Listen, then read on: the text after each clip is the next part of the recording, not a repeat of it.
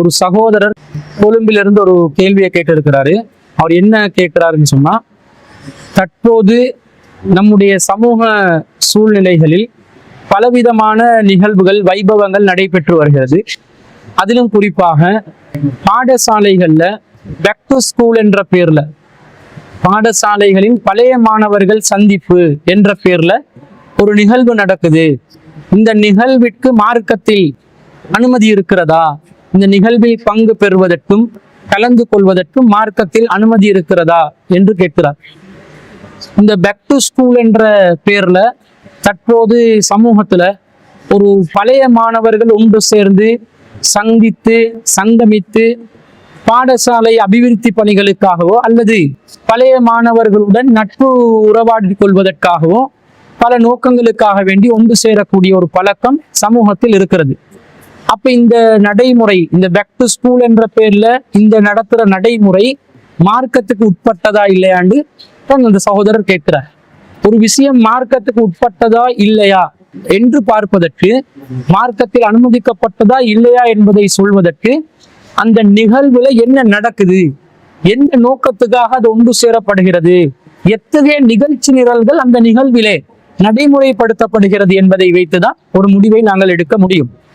இந்த back to school என்ற பேர்ல பொதுவாக அந்த கன்செப்ட் எப்படி உருவாகிச்சுன்னு சொன்னா, ஒரு பாடசாலையில பழைய மாணவ மாணவிகள் படித்து தற்போது பல உத்தியோகங்கள்ல பல ஒரு சமூகத்தில் ஒரு அந்தஸ்தோடு மதிப்போடு வாழ்ந்து கொண்டு இருப்பார்கள். அவர்கள் படித்த பாடசாலை ரொம்ப வறுமையிலும் அடிப்படை வசதிகள் குறைவான ஒரு பாடசாலையாகவும் அல்லது இந்த பாடசாலையில் பல அபிவிருத்தி பணிகளுக்கு உதவி தேவைப்படக்கூடிய ஒரு நிலையிலும் ஒரு பாடசாலை காணப்படும். தான் படித்த பாடசாலைக்கு நான் சென்று அந்த பாடசாலையை அபிவிருத்தி செய்வதற்கு ஏதாவது ஒரு வாய்ப்பு இருந்தால், நான் படித்த நன்றி கடனுக்காக வேண்டியாவது அந்த பாடசாலையை அபிவிருத்தி செய்தால் எனக்கு நன்மை கிடைக்கும் என்ற ஒரு நோக்கத்துலதான் இந்த பேக் டு ஸ்கூல் என்ற பேர்ல ஒரு நிகழ்வு சமூகத்தில் ஆரம்பமானது.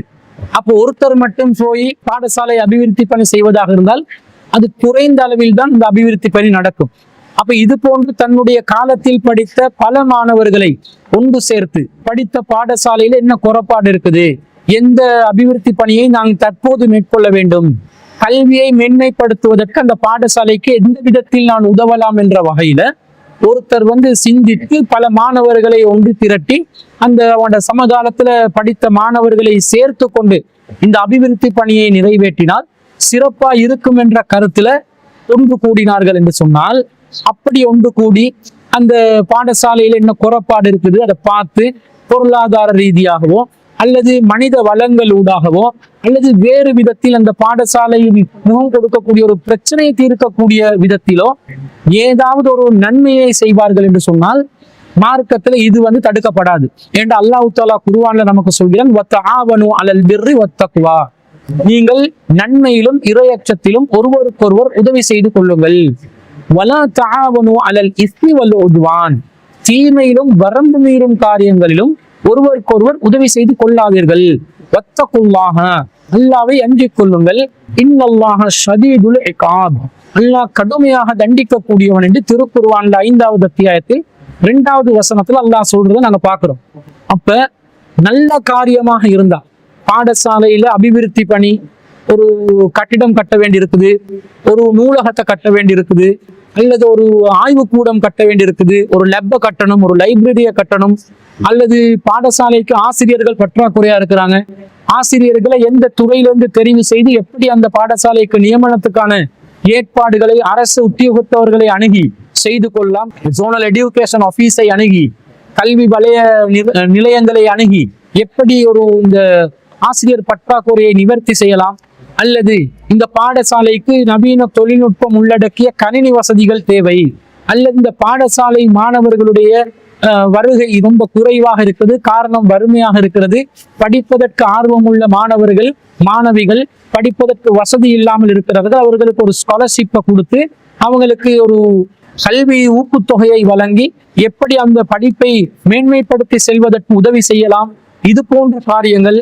அல்லது அந்த பாடசாலையில அதிபர் அந்த பாடசாலையை வழிநடத்துவது ரொம்ப கொடூரமாக இருக்கிறது, மாணவ மாணவிகள் மத்தியில ரொம்ப கடுமையா நடந்து கொள்றாங்க, எனவே ஒரு புதிய ஒரு அதிபரை அந்த பாடசாலைக்கு நாங்கள் நியமனம் செய்வதற்கு ஏற்பாடு செய்தால் அந்த பாடசாலையை அபிவிருத்தி செய்யலாம். இது போல எந்த ஒரு விதத்தில் அந்த பாடசாலைக்கு உதவி செய்யலாம் என்றதை பார்த்து சதக்காவாகவோ சதக்கத்துல் ஜாரியாவாகவோ மனித வளத்தினூடாகவோ நாம் உதவி செய்வது மார்க்கத்துல நமக்கு வலியுறுத்தப்பட்டிருக்கிறது. அது பாடசாலைகள்ல எந்த இடத்துக்கும் செய்யலாம். நாம படிச்ச பாடசாலைக்கு மட்டுமல்ல, படிக்காத பாடசாலைகளுக்கும் செய்யலாம். முஸ்லிம்களுக்கு மட்டுமல்ல, முஸ்லிம் அல்லாதவர்களுக்கும் செய்யலாம். இதுல மார்க்கத்துல எந்த பிரச்சனையும் இல்லை. ஆனா இன்னைக்கு பேக் டு ஸ்கூல் என்ற பேர்ல நடக்கிறது அதுதான் இன்னைக்கு நடக்குதா? இன்னைக்கு என்ன பண்றாங்கன்னு சொன்னா, பழைய மாணவ மாணவிகள் சங்கமிக்கிறோம் என்ற பேர்ல மார்க்கத்துல உச்ச வரம்பை மீறக்கூடிய ஒரு அனாச்சாரம் முழுவதும் காணப்படக்கூடிய நிகழ்வாக பார்க்கிறோம். பாட்டு படிக்கிறதும் ஆடுறதும், முக்காடுகள் இல்லாமல் ஹிஜாபை பேணாமல் ஆண்கள் பெண்கள் என்று எல்லாரும் சேர்ந்து ஒன்றாக கலந்து கேக்க கொண்டு வந்து வெட்டுறதும், ஒருத்தர் வாயில இன்னொருத்தர் ஊட்டி விடுறதும் என்ற பேர்ல 40-50 வயசு கிழடுகளும் கிழவிகளும் 15-16 வயசு ஒரு மாணவன் மாணவியுடைய நினைப்புல மொத்தமாக வந்து அவங்க இளமை அப்படியே அவங்களோட வாழ்க்கையில முதுமை அடைந்தவர்கள் அப்படியே ஒரு சிறு வயசுக்கு வந்த மாதிரி ஒரு தோற்றத்துல பல அனாச்சாரங்களை நிகழ்த்துகிறார்கள். இதுல எல்லாம் என்ன நடக்குது தெரியுமா? இந்த பேக் டு ஸ்கூல் என்ற பேர்ல சங்கமிப்பவர்கள் எல்லாம் அவங்க மார்க்கத்துக்கு முரணான இந்த காரியங்கள் ஈடுபடுறதோடு மட்டும் இல்லாமல் அவர்களுடைய தொடர்பு எண்களை பரிமாறிக்கொள்கிறார்கள். வாட்ஸ்அப் குழுமங்களை ஆரம்பித்துக் கொள்கிறார்கள். இப்படி வாட்ஸ்அப் குழுமங்களை ஆரம்பித்தால் அல்லது தொடர்பு இலக்கங்களை பரிமாறிக்கொண்டு கருத்து பதிவதற்கு ஆரம்பித்தால் ஒவ்வொருத்தர் பர்சனலா கண்டக்ட் ஆகி என்னுடைய பழைய நண்பி, என்னுடைய பழைய நண்பன் அல்லது என்னுடைய பழைய காதலன், என்னுடைய பழைய காதலி என்று சொல்லி ஒவ்வொருத்தருடைய பிரச்சனையை கேட்க ஆரம்பிக்கிறாங்க.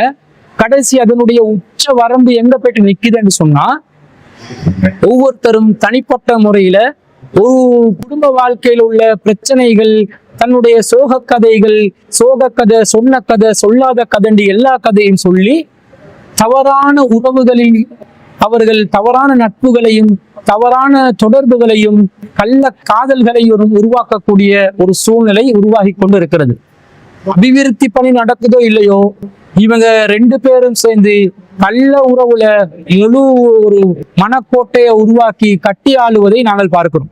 அப்ப இந்த மாதிரி ஒன்றுக்கு மார்க்கம் அனுமதிக்குமா? இது வந்து என்ன நடக்குதுன்னு சொன்னா, ஒரு வரம்புக்குள்ளே ஒரு குடும்ப கட்டமைப்புக்குள்ளே ஒன்று சேர்ந்து வாழ்ந்தவர்கள் அந்த குடும்ப கட்டமைப்பு அப்படியே தகர்த்து விட்ட மாதிரி, என்னுடைய ஃப்ரெண்டு தானே, படித்த சக மாணவன் தானே, அவரோட பேசினா உங்களுக்கு என்ன பிரச்சனை, கணவனோட மனைவி சண்டை பிடிக்கிறதும், மனைவி கணவனோட சண்டை பிடிக்கிறதும், நீங்க அவளோட பேசுறீங்கன்னு கேட்டா என் கிளாஸ் ஃப்ரெண்டு, என் கிளாஸ்மேட்டு, அவளோட சேர்ந்துதான் நான் படிச்சேன், அவள் தான் எனக்கு நிறைய உதவி செஞ்சா, நோட்ஸ் தந்தான்னு சொல்லி இந்த நோட்ஸ் தந்தவள்கிட்ட இவர் வாட்ஸ்அப்ல மெசேஜை போட்டு இன்னும் பல நோட்டுகள் அனுப்பக்கூடிய நிலைக்கு இப்படி எல்லாம் மாறுகிறது என்று சொன்னால், இப்படிப்பட்ட ஒரு அனாச்சாரத்தை இஸ்லாம் அங்கீகரிக்குமா? அங்கீகரிக்காது.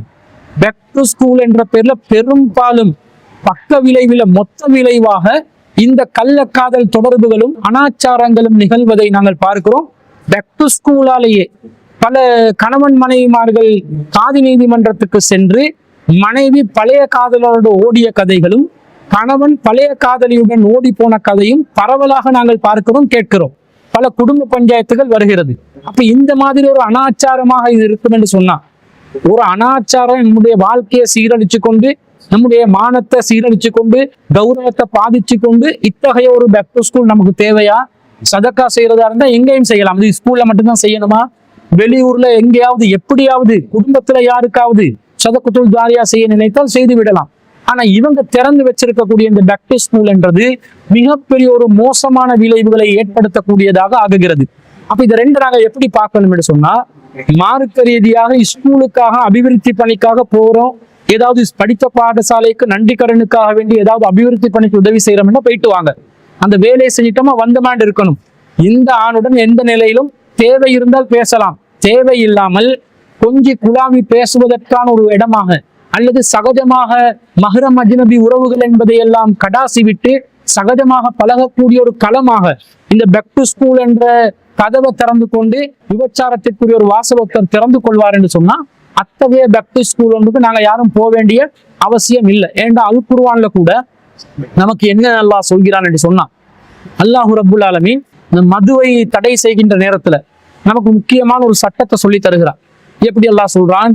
திருக்குர்ஆன்ல 2வது அத்தியாயத்துல 219வது வசனத்துல யஸ்அலூனக அனில் ஹம்ரி வல் மைசிரி, அவர்கள் மதுவை பற்றியும் சூதாட்டத்தை பற்றியும் உங்களிடம் கேட்கிறார்கள். குல் ஃபீஹிமா இஸ்முன் கபீருன், நபியே சொல்லுங்க, அதுல நிறைய தீமைகள் இருக்கிறது. வ மனாஃபிஉ லின்னாஸ், ஆனா அதுல சில நன்மைகளும் இருக்கிறது. அதாவது மதுவும் சூதாட்டத்தையும் எடுத்துக்கொண்டா அல்லாஹ் அதை பத்தி சொல்லும் போது முதல்ல என்ன சொல்றான்? நிறைய தீமைகள் இருக்கிறது. மது அருந்தினால் ஒருத்தன் அப்படி மயக்கம் அடைவான், சுய நினைவை இழந்து விடுவான், அவன் செய்வது என்னவென்று அவனுக்கு தெரியாமல் போய்விடும். அவன் குடிச்சிட்டு கட்டில இருப்பதா நினைப்பான், ஆனா காணுக்குள்ள விழுந்து கிடப்பான். அவன் 2 காலில் நடக்கிறதா நினைப்பான், ஆனா 4 காலில் தவந்து கொண்டு செல்வான். அவன் ஆடை அணிந்து இருப்பதாக நினைப்பான், ஆனா அம்மனக்கட்டையோட திரிவான். இந்த மாதிரி தன்னை ஒரு பைத்தியக்காரனாக ஆக்கிக் கொள்ளக்கூடிய அளவுல அவன் மாறி விடுகிறான். பொருளாதாரத்தை இழந்து விடுகிறான். தொடர் பழக்கத்துல மது அருந்த ஆரம்பித்தால் அந்த மதுக்கு அடிமையாகி மது இல்லாமல் வாழ்க்கை இல்லை என்ற நிலையில அவன் நோய்வாய்ப்படுகிறான், அப்படியே நாசமாகி போகிறான். இந்த மாதிரி தீமைகள் இருக்கிறது. ஆனா சில நன்மைகளும் இருக்கிறது. குடிச்சா ஒரு கிக்கா இருக்கும், கொஞ்ச நேரத்து உலகமே வானா நான் நிம்மதியா இருக்கிறேன் என்று இருக்கேன்.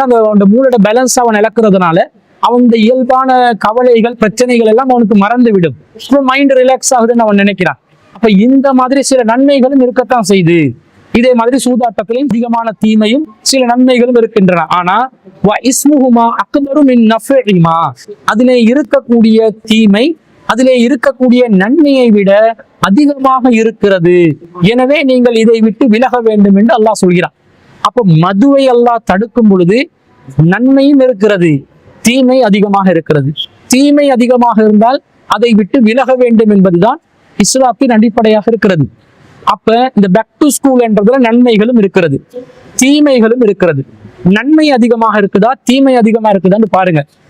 நன்மையை மாத்திரம் அடையக்கூடிய விதத்தில் தீமையில் பங்கு பெறாத விதத்தில் நன்மையை செய்து விட்டு வர முடியும் என்று சொன்னால் தாராளமாக நீங்க அந்த நிகழ்வில் கலந்து கொள்ளுங்கள். இல்ல இதுல போனா தீமை தான் அதிகமாக தெரிகிறது, நான் தீமைக்கு உட்படுத்தப்பட்டு விடுவேன், எனவே நான் இதை விட்டு விலகிக் கொள்வேன் என்று நினைத்தால் அந்த தீமை நிறைந்த ஒரு பேக் டு ஸ்கூல்ல இருந்து முற்றிலும் முழுதாக நீங்கள் விலகிக் கொள்வதுதான் உங்களுடைய இறையச்சத்திற்கு அது தோதுவாக அமையும் என்பதை நீங்கள் விளங்கி கொண்டு இந்த பேக் டு ஸ்கூல் கான்செப்டை நல்லத்துக்கு மட்டுமே யூஸ் பண்ற மாதிரி தீமையான காரியங்கள், அனாச்சாரங்கள், கூத்து கும்மாளங்கள், மார்க்கத்துக்கு முரணான விபச்சாரம் போன்ற எந்த ஒரு விஷயம் அதுல நடைபெறும் என்றால் அதை முற்றிலும் முழுதாக தவிர்க்கக்கூடியவர்களாக நீங்கள் மாறிவிட வேண்டும்.